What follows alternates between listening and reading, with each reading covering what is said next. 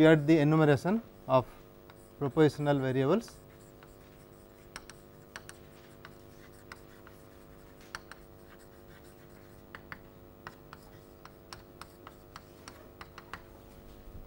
Then we introduced one special set of CNFs, we call it AM, which is the set of CNFs or rather clauses. AM itself is a CNF. So, with the set of all clauses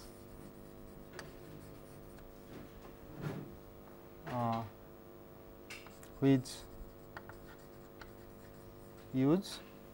So, it is really possible use, they may not use every one of them, but they do not use anything beyond these things, right. So, which use of propositional variables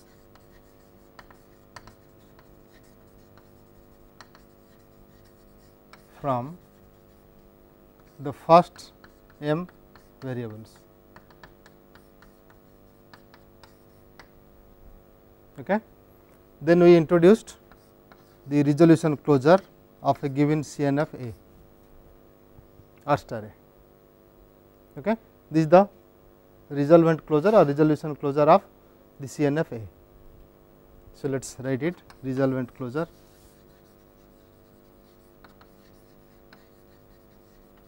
of CNF A.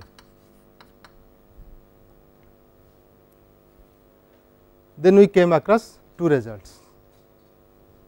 So, first result was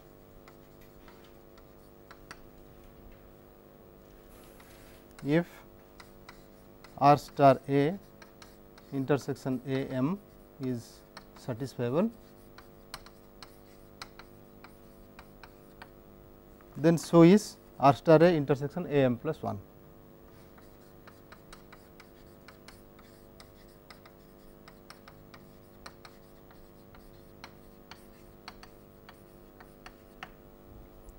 The next result was in better connection with what we are going to prove. Okay. But there we say that if bottom does not belong to R star A intersection A m, then it is satisfiable. So, for each m greater than or equal to 1, if bottom does not belong to R star A intersection A m, then this set R star A intersection A m is satisfiable.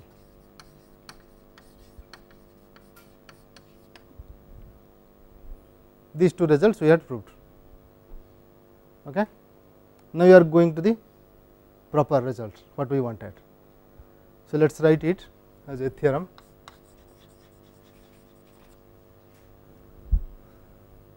So, let us write 1 again.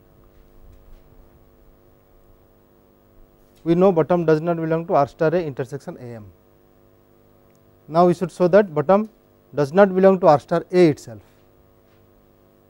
Okay. Then R star A will be satisfiable, but our main interest is in A, not in R star A. So, we will rather write A is satisfiable, okay. And also conversely, that is the next result. So, all that we need is A is a CNF, let A be a CNF and R star A its resolvent closure.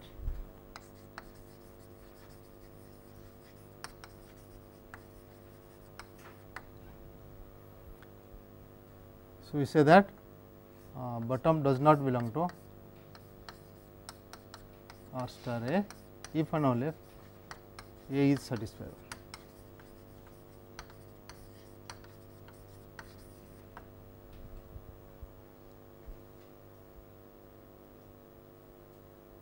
Okay. So, proof should be easier now. So, this result is called closure property of resolution. In some sense it is closed. That means, once bottom is there you know something, if bottom is not there you also know something. So, that way everything is done, that is why it is called closure property of resolution.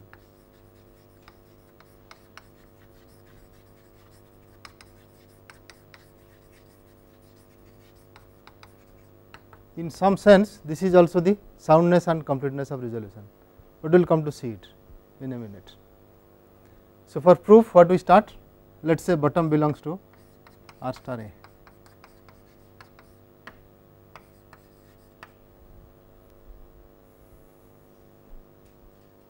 So, can you say that A is unsatisfiable?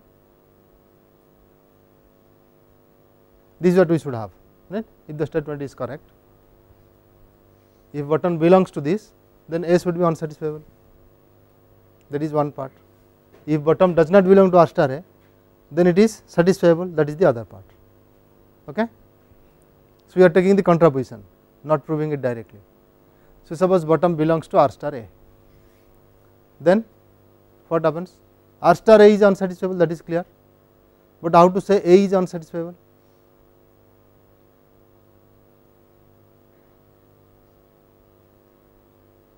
Well, suppose from A in one step you have got bottom, can you say A is unsatisfiable? Why? Because once bottom has been obtained in one step, A entails bottom, right. Suppose it has been obtained in two steps, then also A entails bottom, therefore A is unsatisfiable. So, it is induction, is it clear?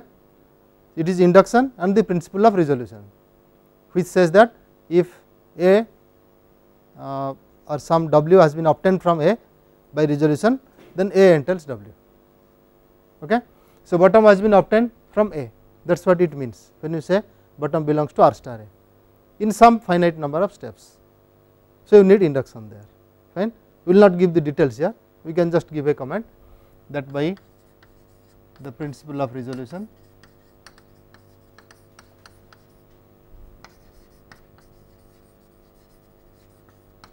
and induction,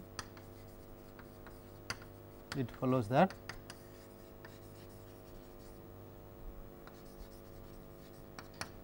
A entails bottom. Is it clear? Therefore, A is unsatisfiable.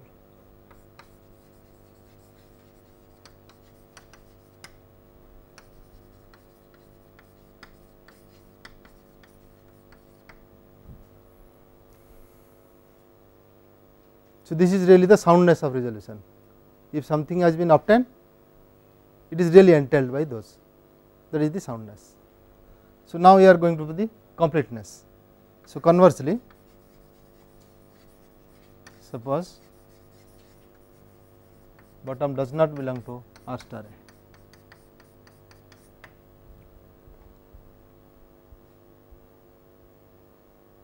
Now, you should tell me, looking at the two results, lemma 1 and lemma 2, that is what we want to prove. What we have proved is, if R star A intersection AM or if bottom does not belong to that, then that is satisfiable. So, it should be clear now, because A itself intersection of AM with R star A also does not contain bottom, therefore it is satisfiable. So, R star A intersection AM is satisfiable. Why A? Why A? So we want A is equal to the number of propositional variables in A. That we have to take. See, A is a CNF, so A uses some propositional variables. There is a finite number of propositional variables A uses. Okay.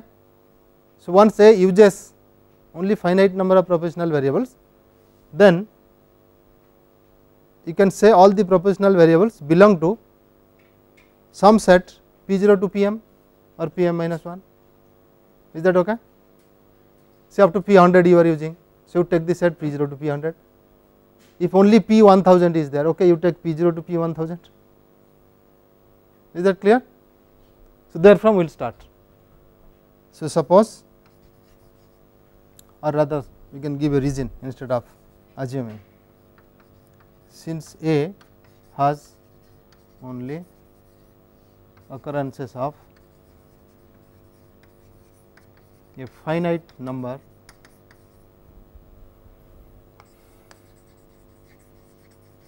of propositional variables,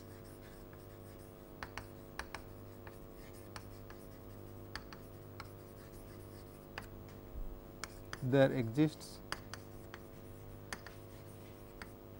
an M which is greater than or equal to 1 such that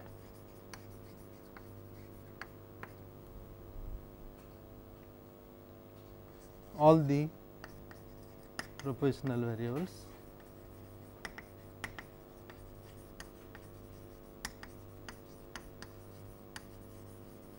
used or occurring in A are from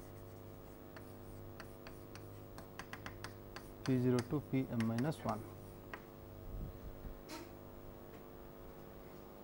Okay. Then R star A becomes equal to R star A intersection A m. Okay. Because there is no other propositional variable. Up to A m you have all the clauses. So, all the clauses in R star A are in A m also, right. So, those two sets become equal. Once it happens, now bottom does not belong to R star A intersection A m, right. So, by lemma 2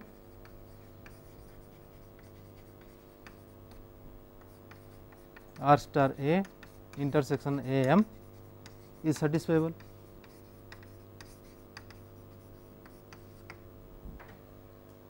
Okay. Is that right?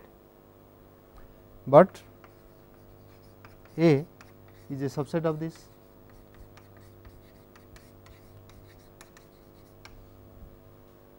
Therefore, A is satisfiable. Directly you can see there is one interpretation which satisfies every clause in R star A intersection A m. A is a subset of that. So, the same I satisfies every clause in A. This is really monotonicity. Okay. So, by monotonicity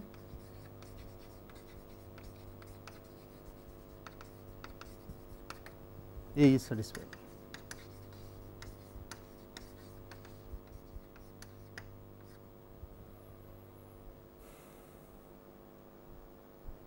Fine.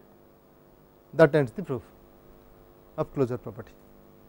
So, once you have this, you can see adequacy of resolution, soundness and completeness. In fact, this is, but we have to formulate in another way. So, let us write it.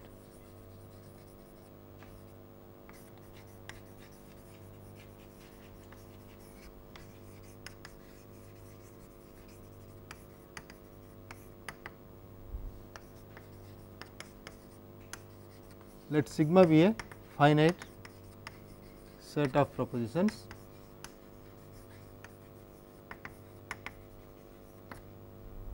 W a proposition, then what we want is sigma entails W if and only if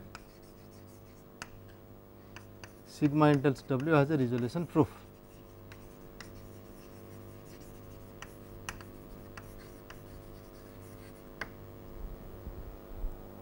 Okay.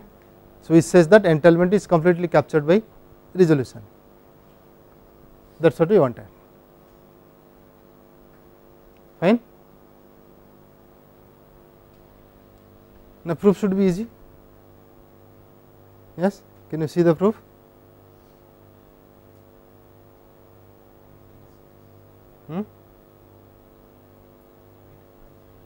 Yeah, you have to use the definition of a resolution proof. So, resolution proof of sigma entails W starts with a CNF representation of sigma along with not W. Okay. So, you have to bring from that.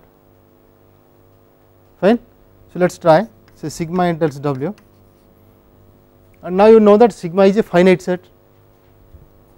So, if sigma is a finite set, you can write sigma equal to say W1 to Wn for some n. Okay. So, let us start with that.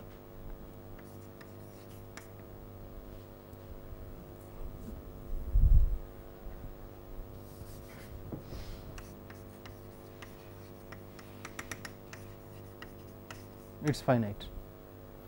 Now, you may say sigma entails W if and only if W1 and W2 and Wn. Well, you can take implies or you may say and not W, okay, is unsatisfiable.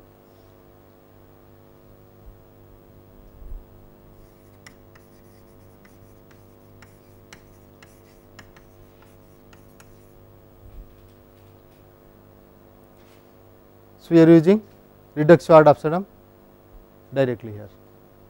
Then this happens if and only if you take the CNF representation.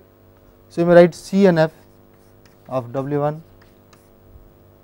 and CNF of Wn and CNF of not W is unsatisfiable.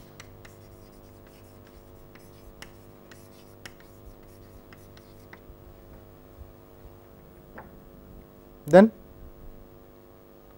what next? See, you can take the whole thing as A itself, it is a CNF and CNF and CNF and so on. So, it is a set of clauses.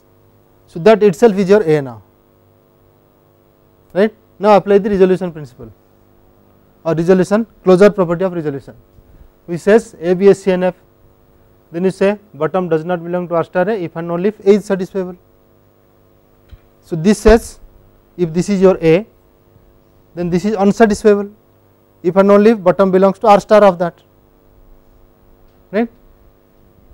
So, that says if and only if bottom belongs to R star of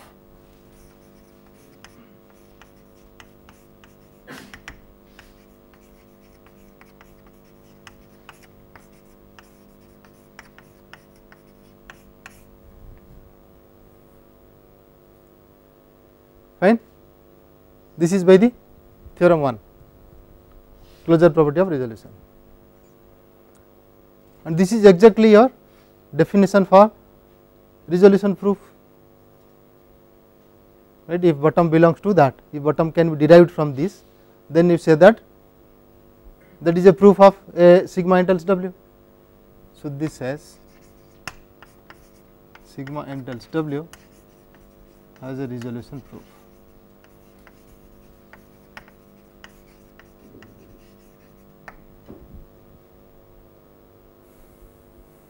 Fine.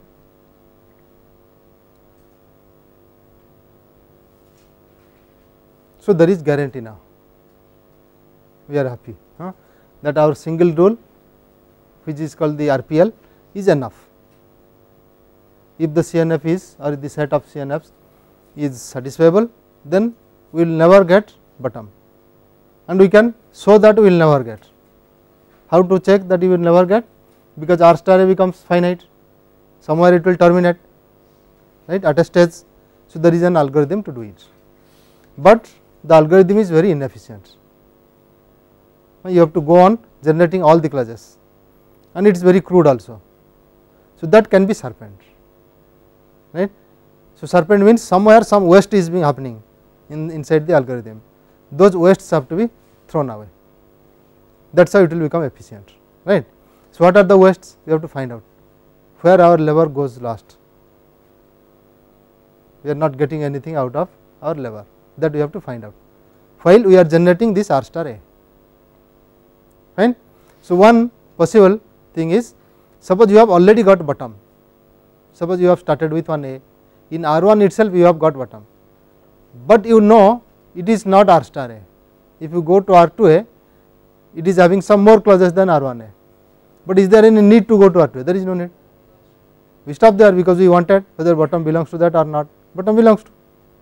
So, even if you go further, you will get bottom belongs to that, fine. So, that is our first observation. Some simple observations like that will make it efficient. So, let us see. So, first observation is this, that if bottom is generated in say RMA, stop there, some simple rule. So, you do not have to go for R star A now, this is easy. Second one is, suppose you have obtained one clause which is tautological, which is valid, that is it is in the form P or not P or something else may be there, right. It is a clause, it is a disjunctive clause, and it becomes valid when for some literal P you have both P and not P occurring in it. So, suppose P is there, not P is there, some others may be there, may not be there, does not matter. Now, it is tautological. So, once it is tautological, it means in the CNF you add that clause with any other clause, you will get the other clause only. Do you see what I am telling? See, in the CNF A, suppose you have some clause here C and there is another clause. So, let us write set form, there is another which is P or not P, some others may be there, fine. Now, what happens? It means I have C and P or not P, okay. So, when you take AND with top, it gives only that. So, this will be equivalent to C itself, right. So, it is not only for P or not P or even something else is that, does not matter, it will be OR together, right. So, top or anything else is also top, fine, it will be reduced to this. So, that means whenever you get such a clause where there is a literal and its negation, you can safely delete it, okay. So, that is one of the wastes that we have to curtail, fine. So, that is our observation 2. Such clauses are called tautological clauses, trivial clauses or non-fundamental clauses, there are so many names. So, we call a clause to be fundamental if it does not have a pair of complementary literals, right. So, let us write it, a clause is called fundamental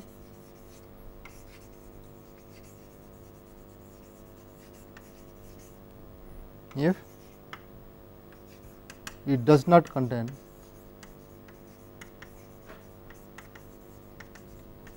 a pair of complementary literals.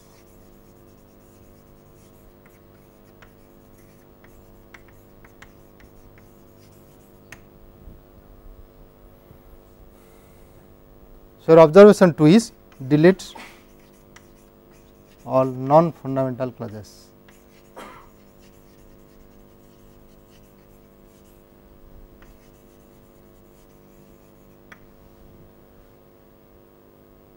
Okay. Then the updated clause is equivalent to the original clause, right, not the clause, the CNF, right. So, the updated CNF is equivalent to the original.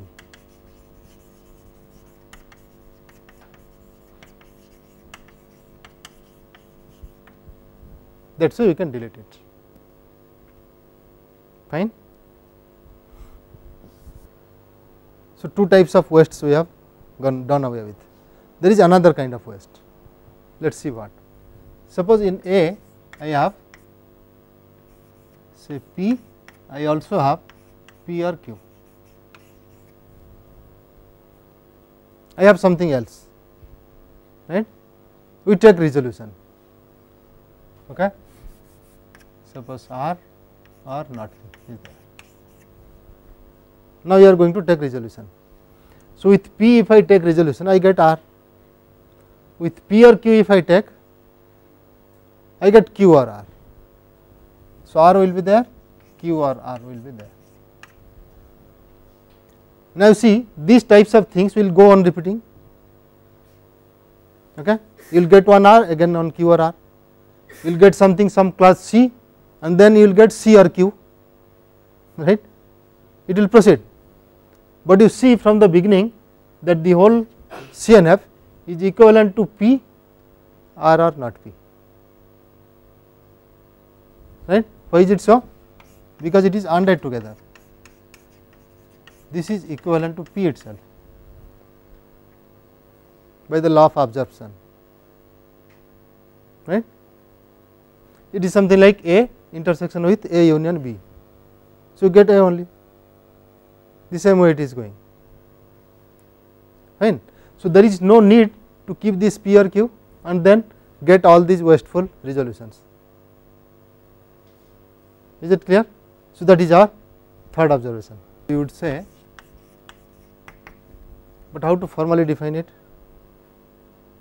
So, our strategy is keep only a subset, a class na, and delete all its supersets. That is what it says, right? All supersets will be deleted. P is a set now, singleton P. Then P or Q is taken as P comma Q set. So, if you take P, then you have to delete P or Q. P Q set will be deleted, fine. So, you can write that, or you may say that a clause, we give a definition just like for observation 2. A clause C subsumes a clause D if C is a subset of D, which means D is equal to C or some x. Okay. If you write in OR form, it will look like this. If you write in set form, it will look like this. C is a subset of D. Then you say that C subsumes D. Okay. So, here our strategy is, if a clause C subsumes a clause D, then delete D. So, delete all those clauses which are subsumed by others, that is what it says. Okay. So, delete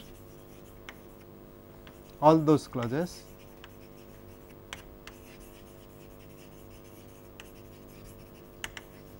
which are subsumed by others.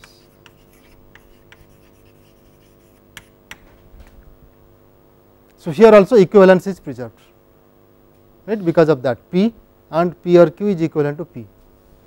So, you say that the updated CNF updated CNF is equivalent to the original.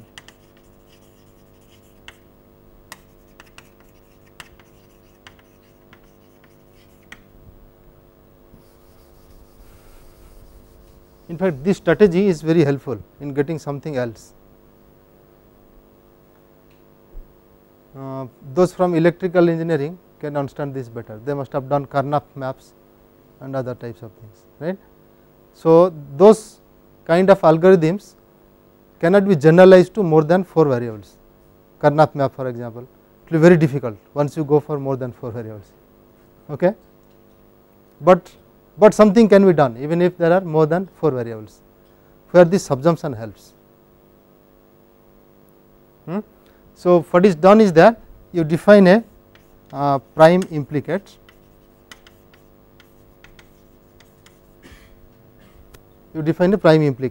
by taking, if C is a clause, okay, you have a clause C, and then you have a CNF. Let us take a CNF directly. Say A is the CNF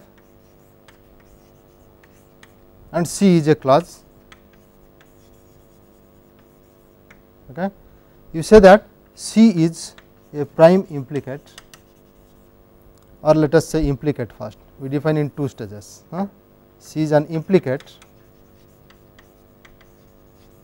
of A if A entails C.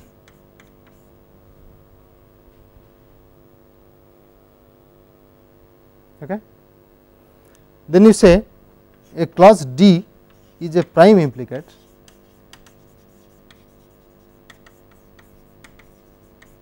if D is an implicate,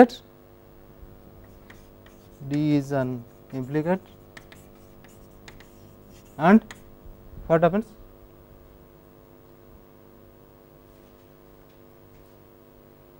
And you are telling that it is prime, it is not subsumed by any other implicates, that is what you want to say. So, what turns out to be that D is a prime implicate if there is no other implicate in between them, right. if there is not another implicate which entails it, right, if no other implicate entails it. That means between A and D you will never get another thing through this entailment relation, then you say it is prime. So, which turns out to be that, coming to the subsumption, because there are clauses, one clause entails another clause means one will be a subset of the other, that is why subsumption comes in. Okay. So, this set of prime implicates of a CNF can be computed by taking the residue of subsumptions, apply the subsumption tests, delete all those things, whatever remains, that is the set of prime implicates. Okay. Because all those which can subsume they have been kept, those which are subsumed they are thrown away. So, all the non prime implicates have been thrown away, whatever remains is the only prime implicates, and that is equivalent to the original CNF. Okay. So, that is what followed usually, more than 4 variables you use the set of prime implicates instead of going for the Karnaugh maps. Okay. This residue of subsumption idea can be used in the resolution itself, because we do not want this unnecessary waste. Okay. We have to throw away all those clauses which are subsumed. So, try to go back to the algorithm what we have done for computing R star A. There you can modify and incorporate the subsumption method. So, what we have done is start with A, call that A0, then you take A1 as resolution R of A, then A2 as R of A1 and proceed, right, and you stop when A n plus 1 is equal to A n itself, there you are stopping. Okay. So, this means A n plus 1 which is equal to R of A n, which is found to be equal to A n, then you stop there, that is your R star A. Fine. Now, you want to employ subsumption method. So, that means every stage you throw away the subsumed clauses, go on doing that. Fine. So, here itself you can start with the subsumption. Okay. So, call it say B0 which is equal to Rs of A. So, Rs we are writing for residue of subsumption, means throw away the subsumed clauses, whatever remains is the residue, right. So, that is residue of subsumption. Fine. Suppose I start A with the earlier example, let us take say P R Q. Now, A0 is P R Q, but when I come to B0 I see that P R Q is subsumed. So, I delete P R Q, what remains is P alone, that is Rs of A0, right, residue of subsumption. Then while you come to A1 equal to R1 of A, again you write B1 equal to residue of subsumption of A1. Okay. But then when you take R of A0 here, instead of A0 you start with B0 now, right. By taking A0 you achieve nothing, again some more unnecessary waste is there. So, do not go to A0, go back to B0 rather, you are losing nothing, only residue of subsumption we are getting at every step. Similarly, after getting residue of A1, instead of going to resolution on A1 we go to resolution on B1. Fine. And it continues that way. So, again you take B2 equal to residue of subsumption on A2, it continues that way. So, when you come to the last one A n plus 1, you would write R of B n, that should be equal to n itself, right, or you may say it is B n, B n is enough, because from A n you have thrown out many things. So, you may not get them back. So, let us write that should be equal to B n. So, when A n plus 1 becomes equal to B n, you stop there, right. So, that Bn will be called as, it is not exactly R star, because many things have been gone, they have been deleted, unnecessary things. So, let us write that R s star of A. Okay. So, subsumption is also used, that is what it says, R s star of A. So, incidentally this R s star of A will be the set of prime implicates, right, everything is thrown away. So, what remains is that only, fine.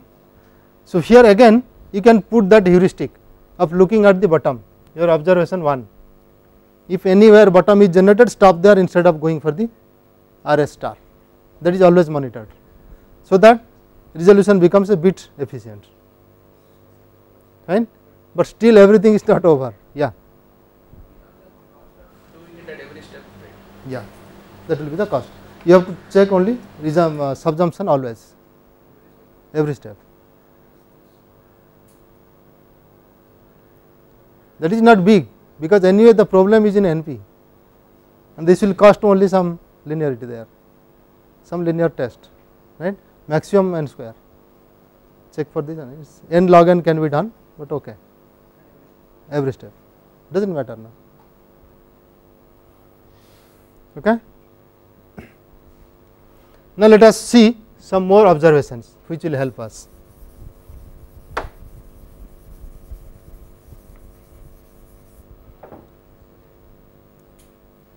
Suppose you take a CNF where in some of its clauses a literal P occurs. Try to imagine this, in some of its clauses the literal P occurs, but in none of the clauses not P occurs,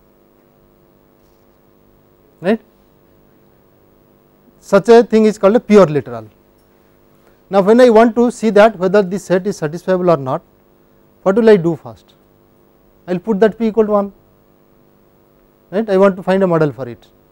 So, I will simply take P equal to 1, it does not matter now, and 1 or anything else will become 1, right, that is why I am taking 1 instead of 0.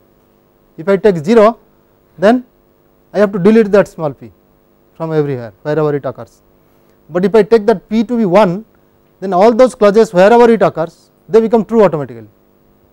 So, I can do away with all those clauses, that is still simpler, right. And now, if the remaining thing is also satisfiable, then original will be satisfiable, right, and conversely, if the original is satisfiable, even if you give 0 or 1 does not matter now, this is satisfiable. So, you can always extend it to go back, right. So, both the ways it can be done. So, here but check that it is not equivalence preserving. If the updated one is A prime, original was A is not equivalent to A prime, but satisfiability is preserved, right. So, this is what we will be going as our next observation, they are called the pure literals. So, our observation 4 is delete all those clauses containing the pure literal.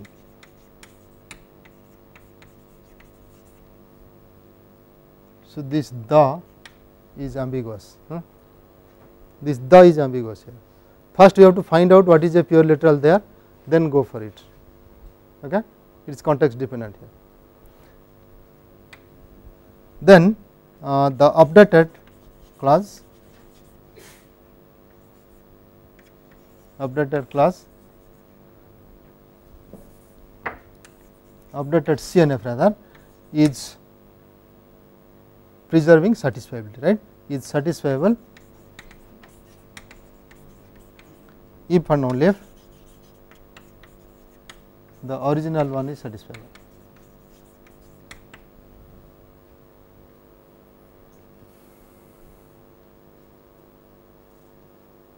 Okay. To see how does it operate, just see in the abstract at least, it looks something like this. See, I have not P or Q, R or S, S or not P, okay. This is my A. Now, I find that not P is a pure literal, nowhere P is occurring, only not P is occurring, fine. So, I identify not P is a pure literal. Then what I do, from this A I construct another set A prime, where I delete all those clauses which are having the occurrence of pure literal, that is all. This really simplifies a lot.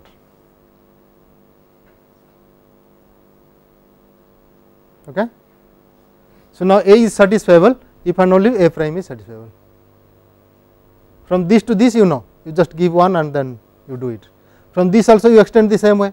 Suppose it is satisfiable, I of R, I of S is given. Now you add to that I of not P equal to 1, I of P is 0. So, there is an extension which is a model of it. Okay, clear? So, this is sometimes called the pure literal heuristics. It is a heuristic we are applying. It is called pure literal heuristic. So, the other one concerns the unit clauses. So, unit clause is a clause having a single literal like P, not Q and so on.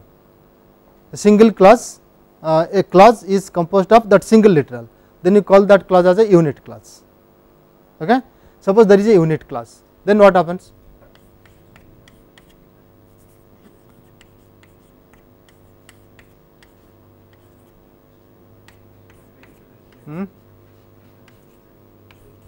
Let us take an example. Here P is a unit class. Okay. It is not pure, right? It is not pure literal because not P is occurring. But then there is a heuristic here also. What you do? First delete that unit class. Okay. There is no need to keep it. Next, what you do?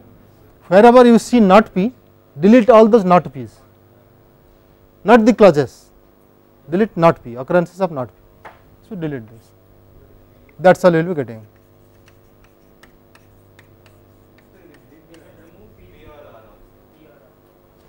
That is for subsumption. Oh, okay. That is different. Okay. So, I am only explaining unit class, not for the subsumption. If you apply subsumption, still it becomes more efficient. Huh? Okay. So, what happens here? Is it equivalent to this? It is not equivalent. Satisfiability is preserved, right. Basically, what you are doing is you have P, you have not P or S, you take resolution, you get S, right. So, that is what the deletion of not P says, but then P you are removing because after this not P will never be coming there. So, P becomes one pure literal, you can delete P, right. So, both the things are used simultaneously now. So, that is called the unit clause heuristics. So, what you do there is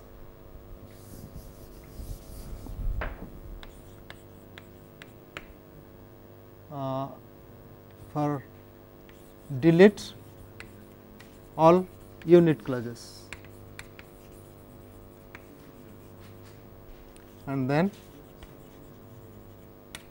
if the unit clause is P, delete all not P, all occurrences of not P rather.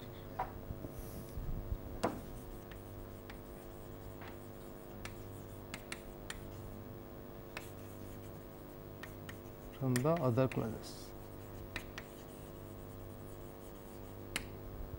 Now, it says that the resulting CNF is satisfiable if and only if the original is.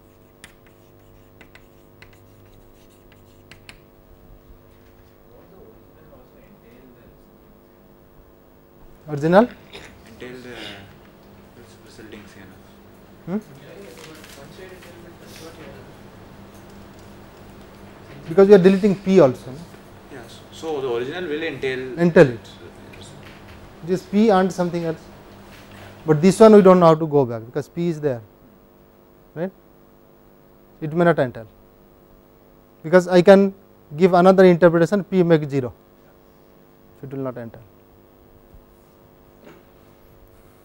Okay. So, this is another heuristic. In fact, there is an algorithm which uses these two heuristics instead of going for resolution, only pure literal heuristics and the unit clauses heuristics, only those two, but then these two are not complete, it will not succeed always. So, need something more. So, what they do is you take arbitrarily another literal there, just choose one of the literals in the remaining one when you are not able to use these two heuristics, then give that value 1. In fact, we are doing something like a truth table, give that value 1, then try to see. So, once you give 1, you have lot of simplifications, 1 or something will become 1 and so on, then delete all those things, it is equivalent to deleting all those things. Then after that what you do, just use again those two heuristics, right, continue. If you find bottom, then it original is unsatisfiable, if you do not, then go back, right, go back, give that again 0 and start. So, in the worst case it can become exponential, that is fine, everything in the worst case is exponential here. So, that is one of the other procedures. So, that is called DPLL procedure.